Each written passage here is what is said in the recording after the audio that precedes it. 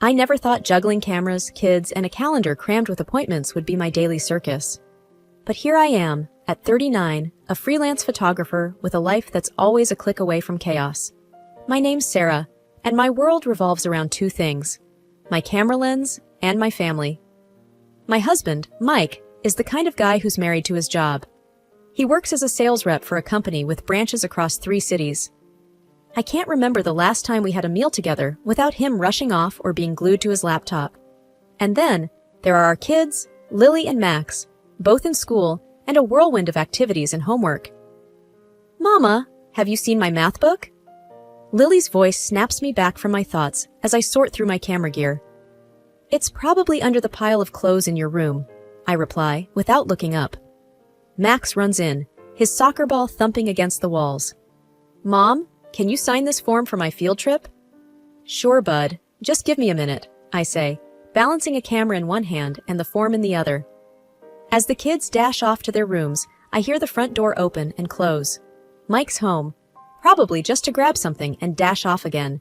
His presence in the house has become like a cameo appearance in a long-running show.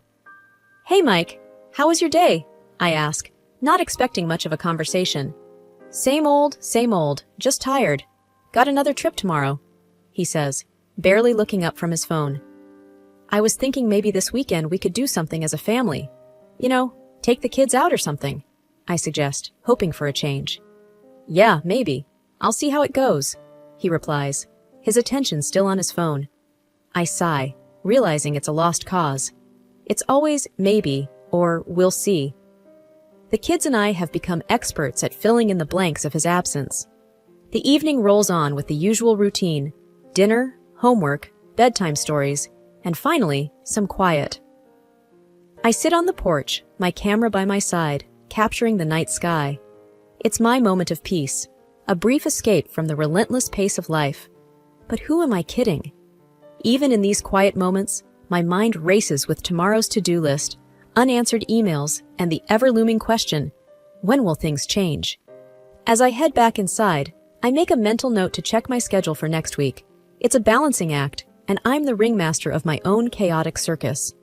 But in this hustle and bustle, I often wonder, when did life become a series of tasks to tick off rather than moments to live? Life as a freelance photographer is never predictable, but nothing prepared me for the curveball I was about to receive. It was just another Wednesday morning, and I was out for a walk with our dog, Buster. The sun was shining, but my mind was cloudy with thoughts of upcoming projects and deadlines. Come on, Buster, let's make this quick. Mommy's got a ton of editing to do, I muttered, tugging slightly at his leash. Just as we turned the corner near the park, Buster spotted a cat, and in a split second, everything went haywire.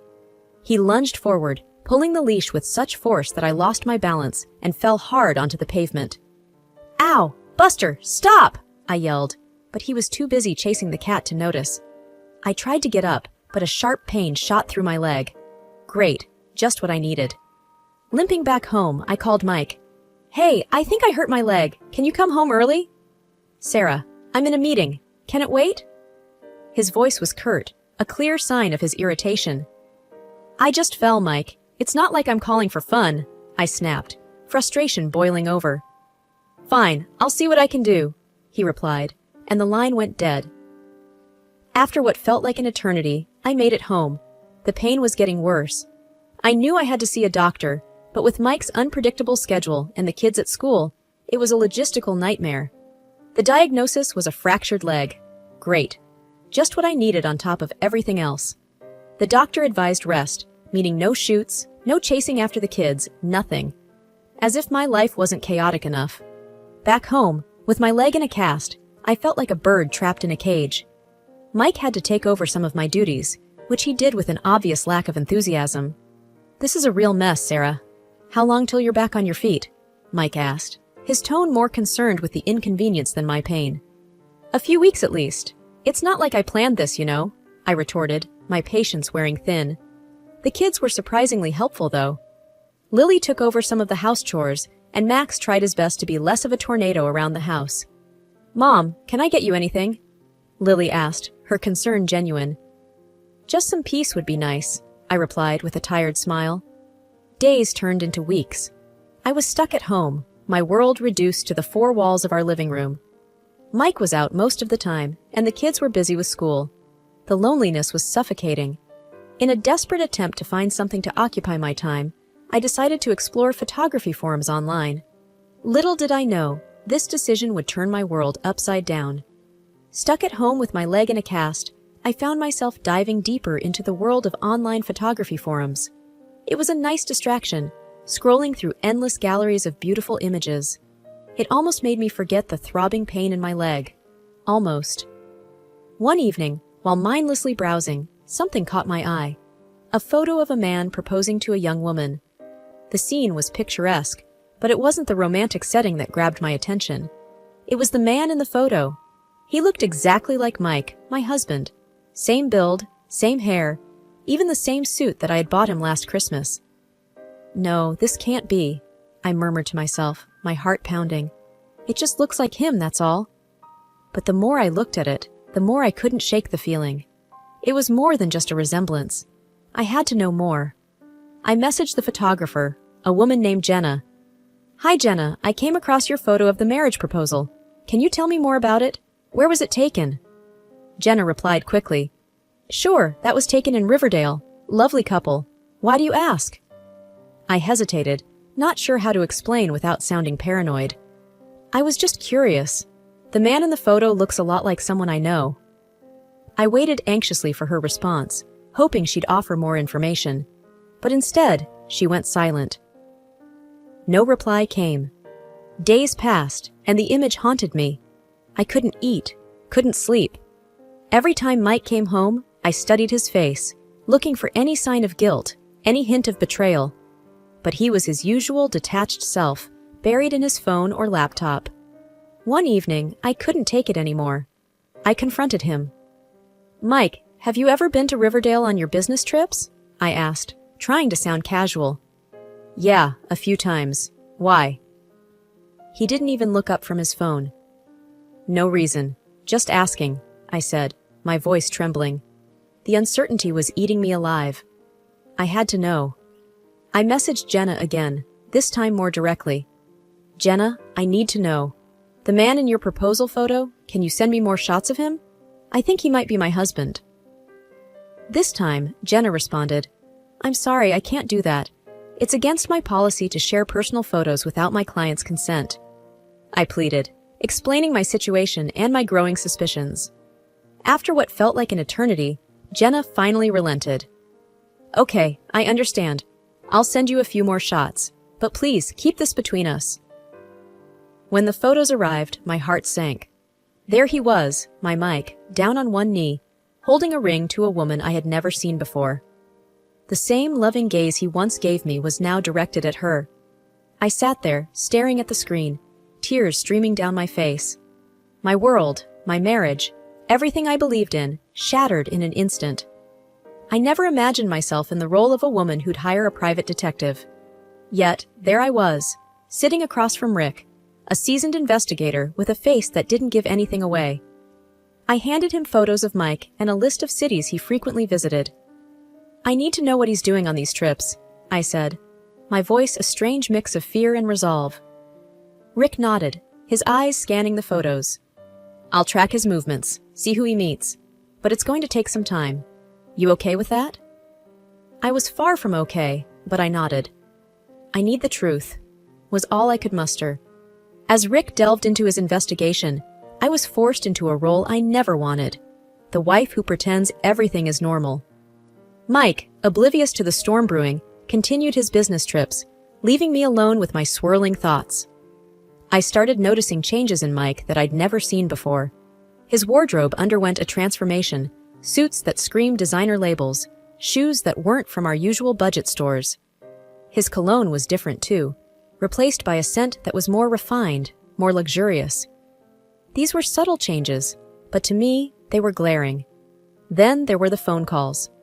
Mike had always been private with his phone, but now it was excessive. He'd lock himself in the bathroom, speaking in hushed tones. I once pressed my ear against the door, trying to catch snippets of his conversation, but all I could hear was the muffled sound of his voice. I watched him closely, trying to find traces of the man I married in his new persona. But with every passing day, he seemed more like a stranger. I wondered how long he had been living this double life, right under my nose. The kids started to notice the tension. Lily, ever perceptive, asked one night, "Mom, is everything okay with you and Dad?" I forced a smile. "Everything's fine, sweetie. Just a lot on my mind with work." But it wasn't fine. The man I shared my bed with, the father of my children, felt like a mirage. I found myself lying awake at night, staring at the ceiling, piecing together the lies and half-truths. One evening, as Mike prepared for another trip, I found myself watching him pack. He moved with such ease, a routine he had mastered. There was no hesitation, no signs of guilt. It struck me then, how easy it is to deceive someone who trusts you completely. I reflected on our years together, wondering when the lies began. Had I been naive, too trusting? Or had I chosen to ignore the signs, too wrapped up in my own world? Weeks went by, and Rick finally called. "We need to meet." His voice was serious, carrying a weight that made my heart sink. We met at a quiet corner of a nearly empty cafe. He slid a thick envelope across the table. "I found quite a bit. You sure you're ready for this?" I wasn't sure of anything anymore, but I nodded. Inside the envelope were photos, receipts, and detailed reports. Every piece of evidence was like a knife twisting in my heart. There he was, my Mike, but not the Mike I knew. In each city, there was a different woman, a different life. I felt a mix of anger, sadness, and betrayal. My mind raced with questions. How could he do this? How long had he been living this lie?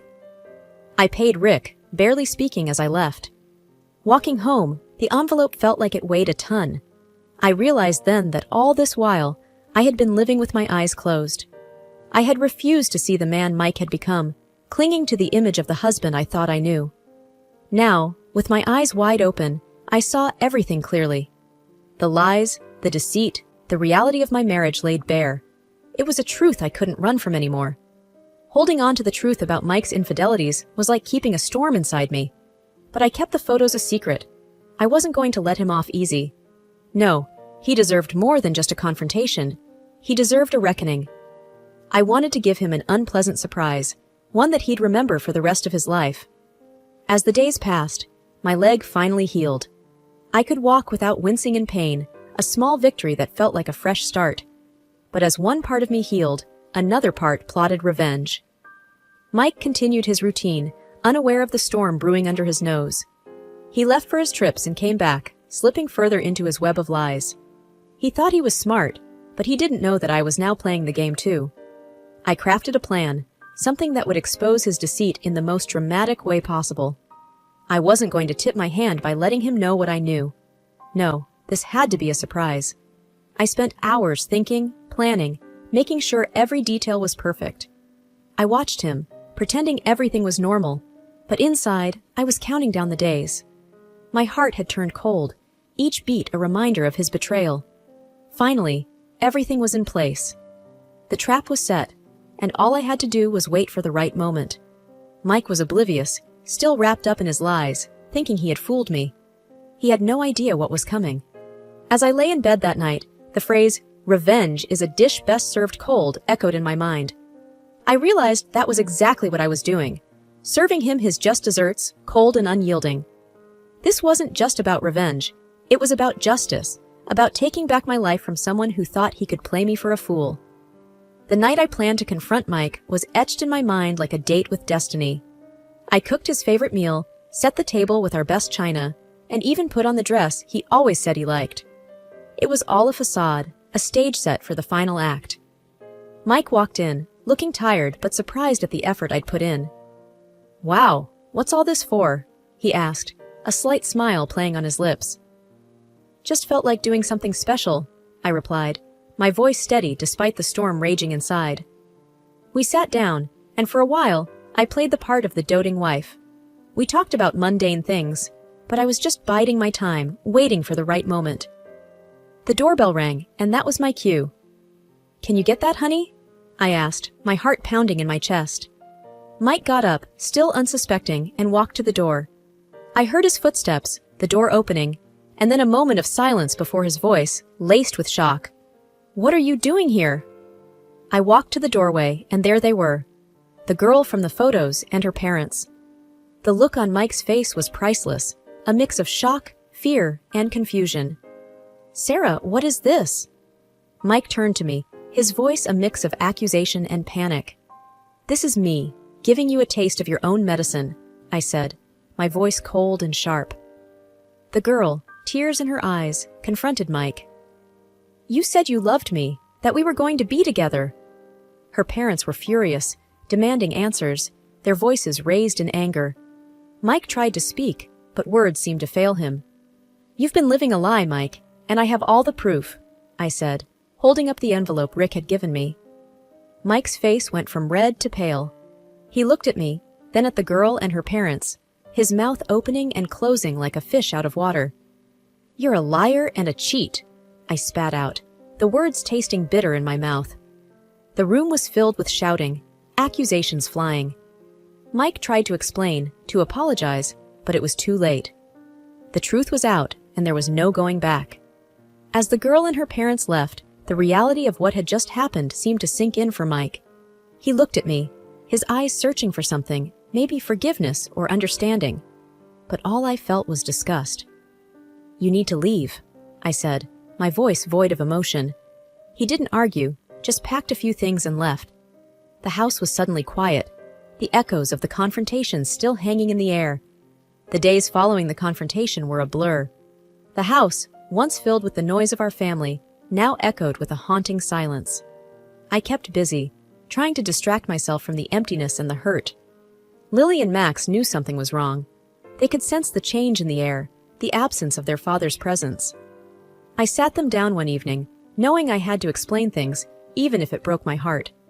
"Kids, your dad and I, we're going to be living apart for a while," I said, my voice trembling. "Why, Mom? Did we do something wrong?" Max's innocent eyes searched mine for answers. "No, honey, it's not you. It's just, Dad made some mistakes and we need some time apart," I tried to explain without revealing too much. Lily, older and more perceptive, understood more than I wished she would. "Is Dad not coming back?" she asked, her voice barely above a whisper. "I don't know, sweetheart," I replied, holding back my own tears. I started the divorce proceedings, a process that was both liberating and soul-crushing. Mike tried to reach out, sending messages of apology, of wanting to talk. But I couldn't. Not yet. Maybe not ever. The legal battles began. I fought for the house, for alimony, for everything we had built together. It was a messy, painful process, but I was determined to get what we deserved. One day, I was going through some old boxes and found a photo of Mike and me on our wedding day. I stared at it, at the happy, hopeful faces we once were. It felt like a lifetime ago. "Why did he do it, Mom? Why did Dad hurt us?" Max asked, coming into the room. I put the photo down, looking at my son.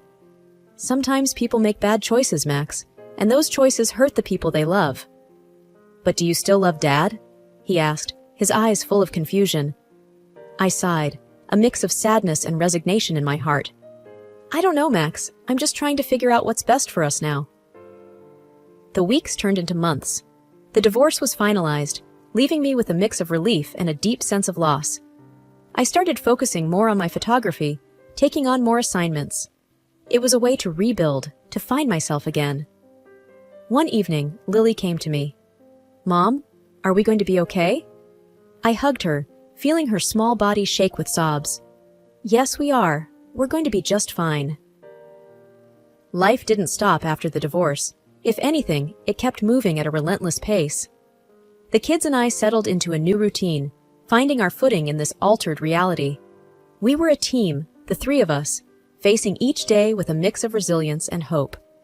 As for Mike, I heard bits and pieces through the grapevine. His world, it seemed, was unraveling at the seams. The women he deceived banded together, filing a collective lawsuit against him. The scandal spilled over into his work, leading to a demotion. He was drowning in debts and legal troubles. But that part of my life was behind me. I had more pressing, more pleasant things to focus on.